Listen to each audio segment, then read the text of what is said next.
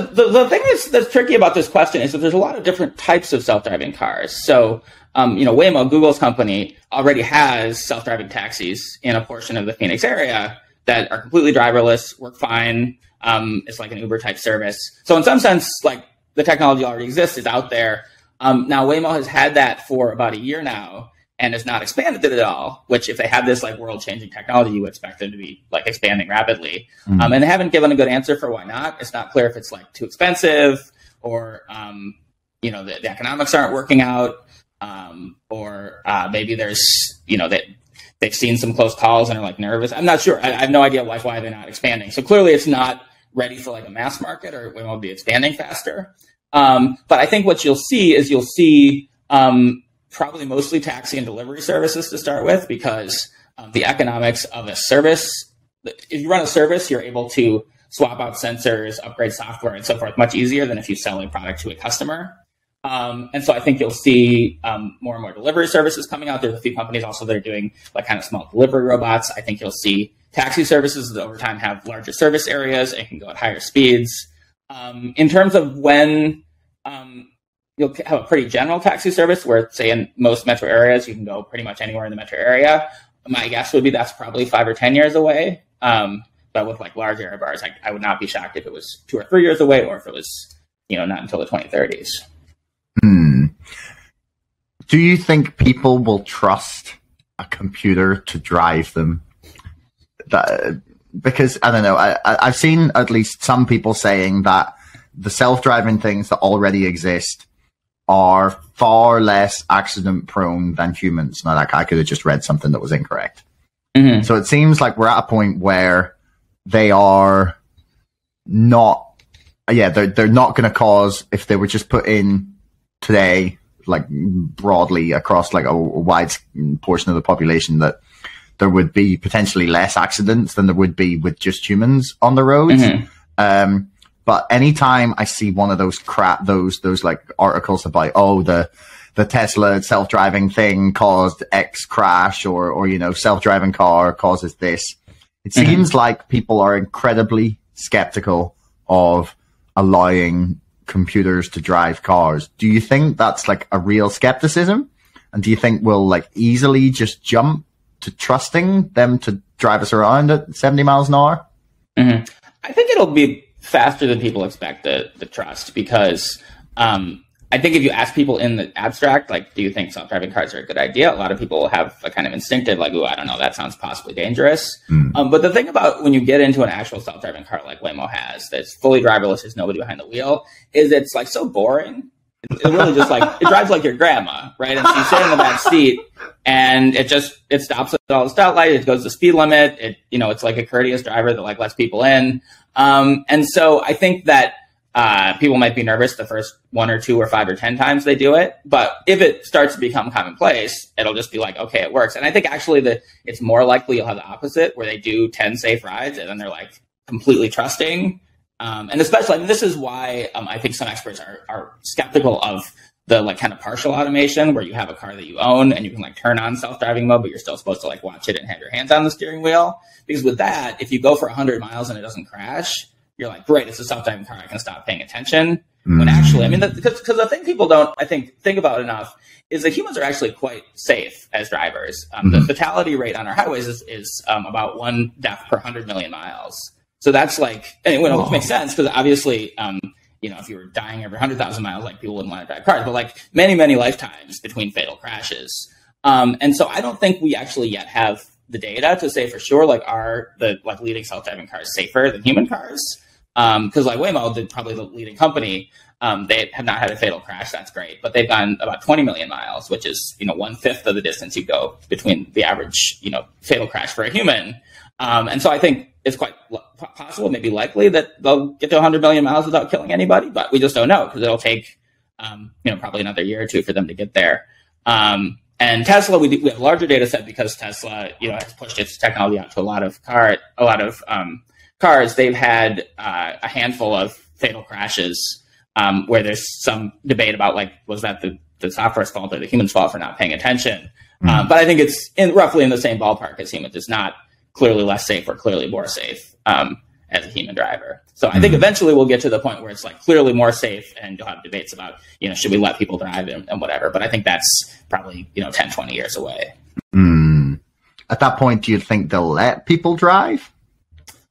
I think in the long run, there's probably going to be restrictions on it. I mean, one thing that could happen is you could imagine I think like driving will become a hobby, like riding a horse, right? Like, or like driving a sports car or something. Like, you can ride a horse if you want, but it's kind of inconvenient. You only can do it in certain areas, and most people don't do it very often. And one thing you could imagine is car manufacturers could make kind of an uncrashable car where you mostly get to drive it yourself, but if you try to do something dangerous, it'll like take control and like jerk you back into the lane or whatever. Or we're already starting to see that. I mean, a lot of cars nowadays have emergency braking systems where if you're about to crash into a brick wall, it'll hit the brakes and at least mitigate the crash. And so that's another possible direction, is that those kinds of systems will roll out alongside fully self-driving cars, so that like humans also have a very close to zero crash rate, and it's kind of not a big deal. And it's just like, you can drive your car if you want, but like, why would you bother when you could read a book or watch a movie? Yeah. I'm interested to see what people do with that time. Totally. It's really interesting. I mean, likelihood is it's not going to be some massive explosion in people reading books as they drive. It'll just be people scrolling Twitter. Probably. Yeah. Yeah. And I mean, I think there's potential for big changes in lifestyle. I mean, for example, if you can scroll Twitter or watch a movie or do work in your car, maybe you become willing to move much further out. Maybe this exurbs will get out, 2 hours commute from the city center instead of 1 hour. So like, I think there's a lot of potential changes in the way our cities are laid out, for example, as people. And on the other side, taxis are likely to get cheaper because you don't have to pay for a driver. And so maybe you'll also see more people living in kind of higher density areas where, you can take a taxi everywhere because it's just as convenient as owning your own car. So it's hard to predict kind of which of those effects will be more significant, or maybe we'll have both, like denser cities and sprawlery suburbs. But I think it'll have significant impacts on kind of how cities are laid out.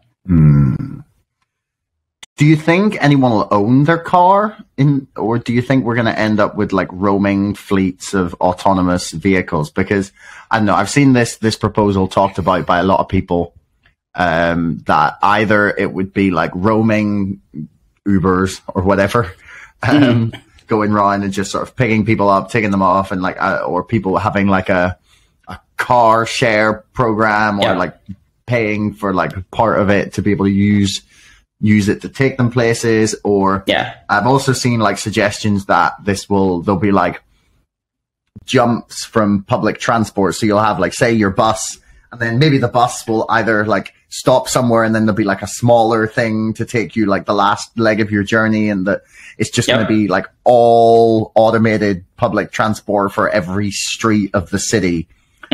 Or that it's going to be sort of quite a lot privately owned, like everyone will have their Tesla or whatever. Right. Which way do you see things going?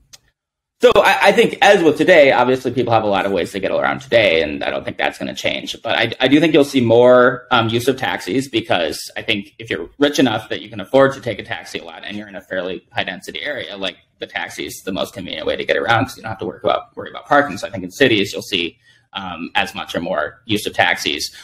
Something I think is likely to happen is that I think that leasing cars will become much more popular.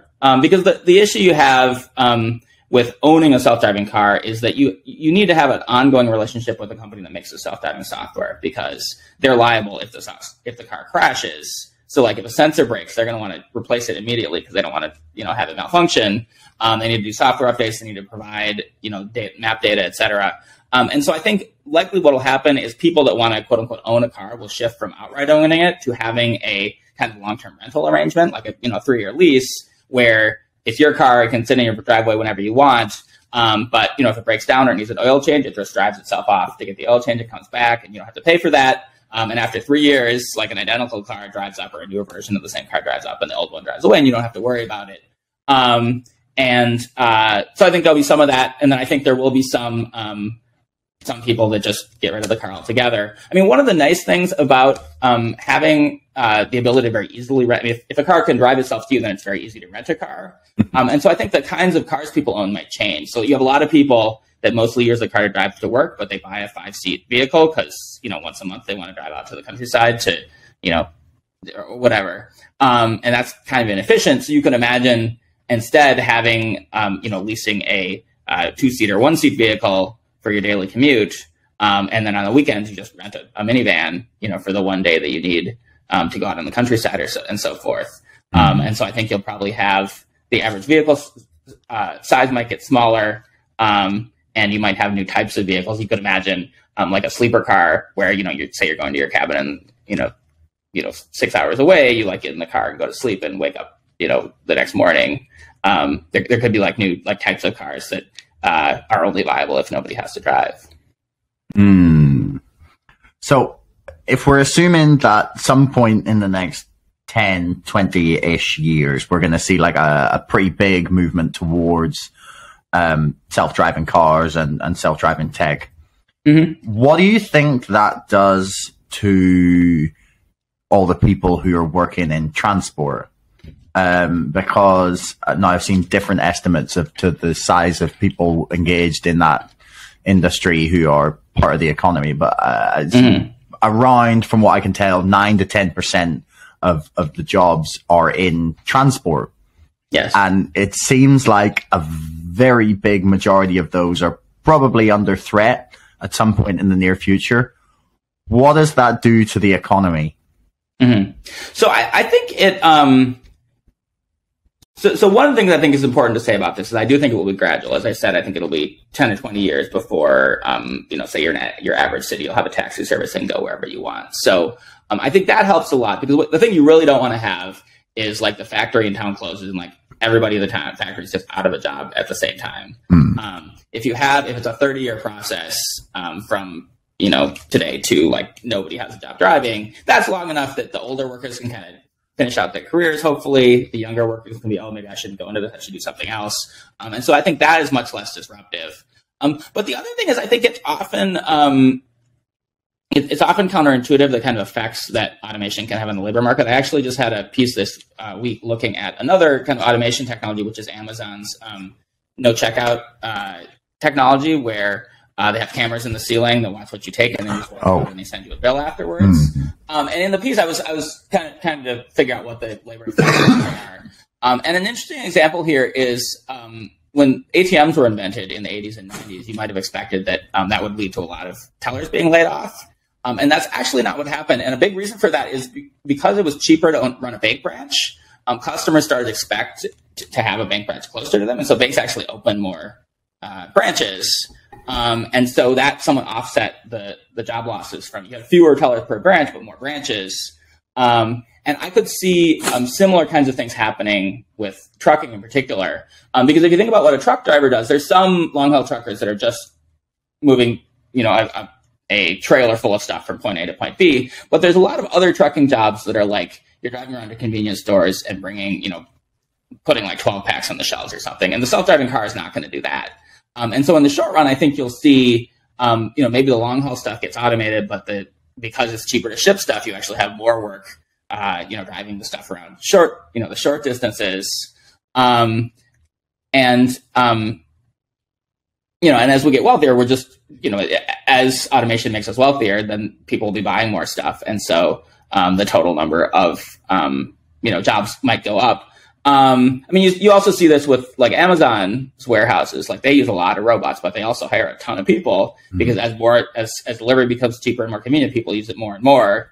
And so the robots make it efficient, but then they got hundreds of thousands of people. So in the very long run, I think we will see a decline in the number of people who are paid to drive. But in the short term, I think that it'll just take a while for the technology to mature to the point where people's jobs are under a lot of threat. And in the medium term, I think you'll see a lot of kind of complementary jobs where maybe the truck drives to your location and you unload the truck or something like that. One other example I'll mention: some companies are experimenting with a kind of short haul, long haul model where instead of one guy driving from Los Angeles to Houston, you'll have a like a switching station outside LA, and the human will drive the truck in the like complicated urban area to the switching station next to the freeway. Then the robot drives to the other city, and then there's another guy that picks the truck up and drives it the last 10 or 20 miles.